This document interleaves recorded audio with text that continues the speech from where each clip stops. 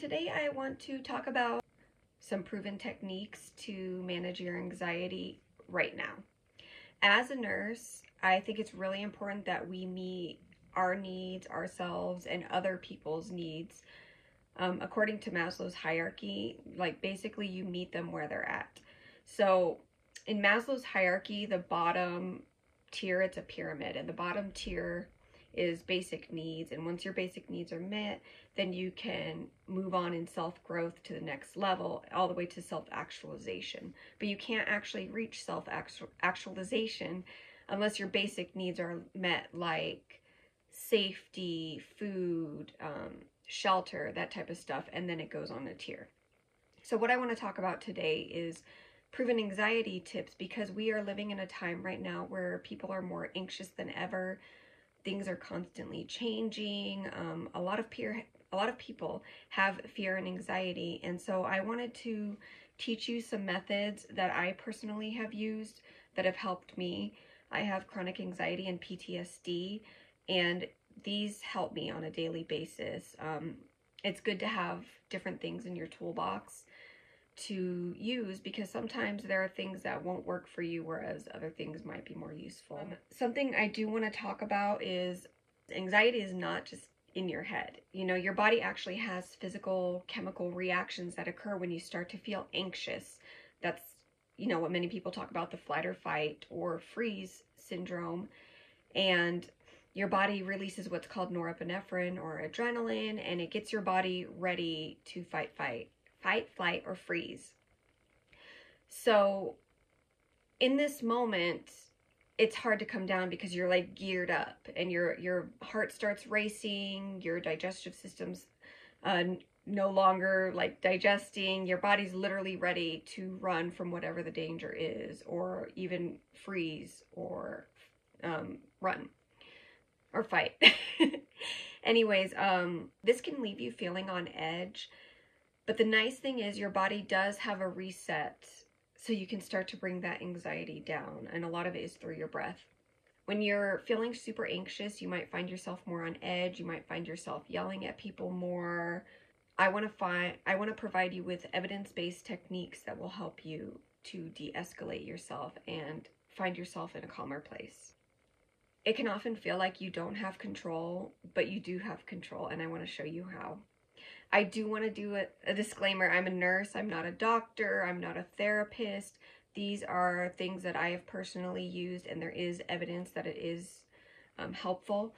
It's very important that you do talk to your own doctor and your own therapist to find what might work for you and your specific needs. The first technique is emotional freedom tapping. This is a technique based on using acupressure. And you're tapping on the acupressure points on your upper body, so your torso and your face. As you're tapping, you will go through and say things that are bothering you as a way of kind of releasing the tension. And in the beginning, you will say, I love and accept myself, or I feel safe, something that's going to kind of bring you back to yourself and acknowledge that you still love and accept yourself, or that you are still safe even though you may not feel safe. There are many resources online, and I have my own video about EFT, and I specifically wrote an EFT video on what we're going through right now with the pandemic and everything. So I think it's really important. If you want one specifically on that topic, I will link that up top for you and down below.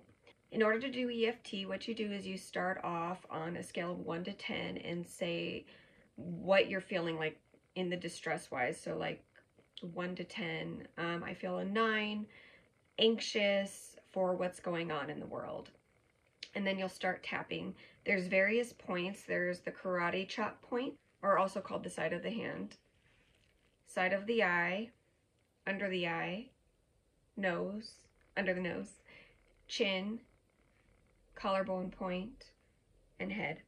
So basically you go through and you start with the karate chop point, and you will say set up statements like, even though I am super anxious, I love and accept myself.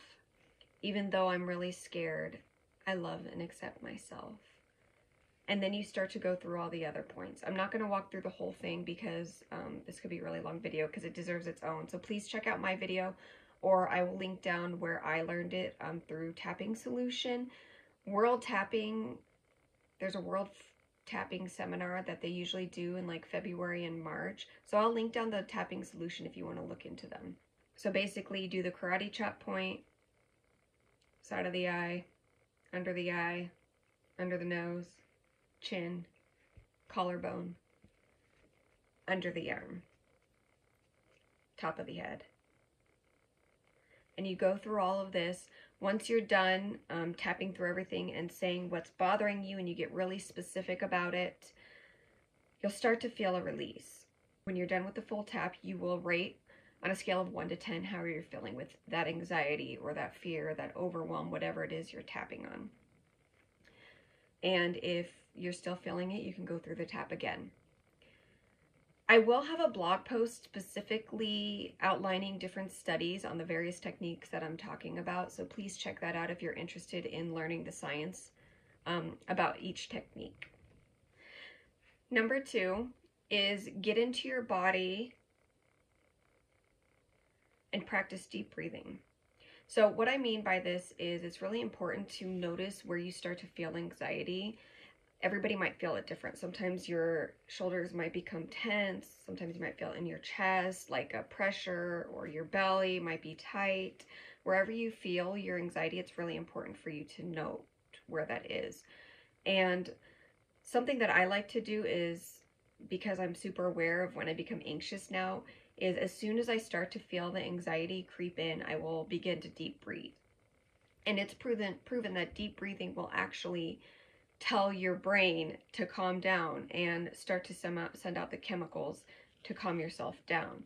As you breathe in deeply and you bring out your diaphragm, that will send signals to your brain, okay, it's time to slow down.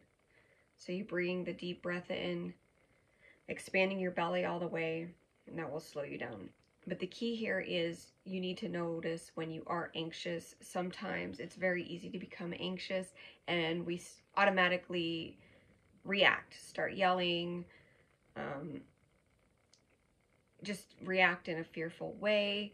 So if you start to notice, like if you're getting goosebumps or whatever it is that makes you fearful, you can start to begin your deep breathing. Because I've been doing this for a while, I can notice as soon as I start to, like, I get kind of like tightness in my chest and like a ball in my stomach, like it's really heavy. As soon as I start to notice this, I will start to take a deep breath in.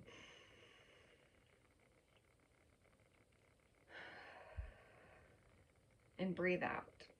And I will find myself throughout the day where I'm actually deep breathing and not even realizing that I started taking deep breaths, and then I'm like, oh, I was starting to get anxious.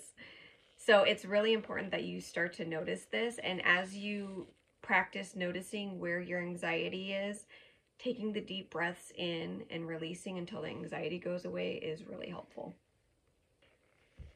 If I'm really anxious in the time and doing the deep breathing is not completely working for me, I also throw in the mantra and put my hand on my chest. I am safe. This is just my anxiety. I am safe. And I might even close my eyes if I'm feeling really just wound up. So I am safe. This is my anxiety. I am safe. And just that reminder tells me, okay, just a chemical response. It's okay. I'm going to be okay. Number 3, this is where meditation comes in. So meditation is a form of mindfulness that helps you bring more awareness into your life and more awareness into the present moment.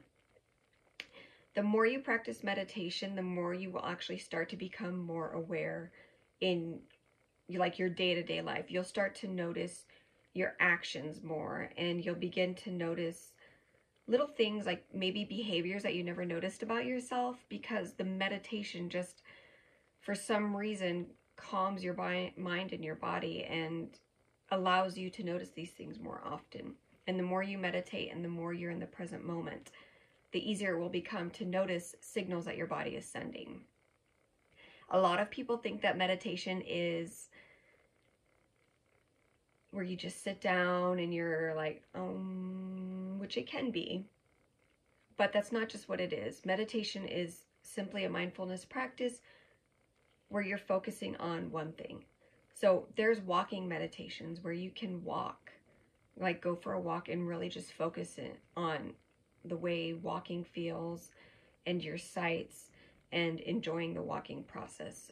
Some people will do coloring as a mindfulness practice, just really focusing on coloring. I specifically designed a anxiety meditation for you to get yourself out of your head and into your body, to really start to notice the signals of your body. So if that's something you're interested in, I will link that below as well as up top. Because for me personally, with my PTSD, I numb, and I will not even be aware of my body signals until I'm literally having panic attacks and running out of my bed, which has not happened in a long time, but that's what happens to me. And I don't want that to happen to you. So it's really important to notice how your body reacts to things, and meditation will really help you do that. Number 4, visualization. So basically the first one is putting your worries into a box. Like actually imagine a box that you're going to put your worries into to address at a later time. So say you're falling asleep and you start to have this anxiety come up about, maybe something that happened during the day, and it's, obviously you don't want to dwell on it when you're trying to fall asleep. So you put the anxiety in the box and close it, and you're just going to shelve it for a later time. If you need to incorporate deep breathing, that can be helpful. But later, when you wake up, you can visualize yourself opening the box and now, looking at this thing that had you anxious. Does it still make you anxious, or is it something that you can let go? Is it something that needs to be addressed, and go from there? This is a really great technique that I learned for falling asleep, because I used to have incredible insomnia, and this helped me to get rid of my insomnia. It's one of the techniques I used to get rid of it. Another visualization that you can do is imagining a safe and happy place for you. Like really imagine this place in great detail, some place that's going to keep you calm, some place that you love. And as you're doing the visualization, you're going to close your eyes and imagine, what does this place sound like? What does it look like? What does it feel like? Smell like? And really immerse yourself in this vision. So as soon as you start to feel anxiety rise, you can imagine yourself in this happy place, and take yourself through all 5 of your senses of what you hear, see, feel, taste, touch, all that stuff, and go from there and just really put yourself in that place until you start to feel yourself calm down. Well, these were the 4 proven techniques to help manage your anxiety. I really hope you found this helpful.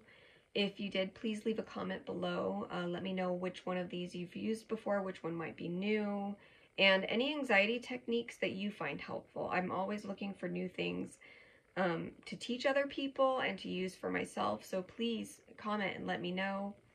One thing I do want to add is diet and exercise can really help your anxiety. I didn't include this in here, but it is like a really good diet, mostly plant-based, less processed food can really help you with your anxiety. And exercise is a natural anxiety reliever as well. Please check out my other videos. I really enjoy doing these videos and helping you to live more intentionally and bring more mindfulness into your life. I think that's something that we can all use. If you don't know who I am, I'm Christina Ayala. I'm a mindset coach and registered nurse. I'm here to help you live more intentionally through work, life, and personal well-being through intentional action. I hope you have a wonderful day. Bye now.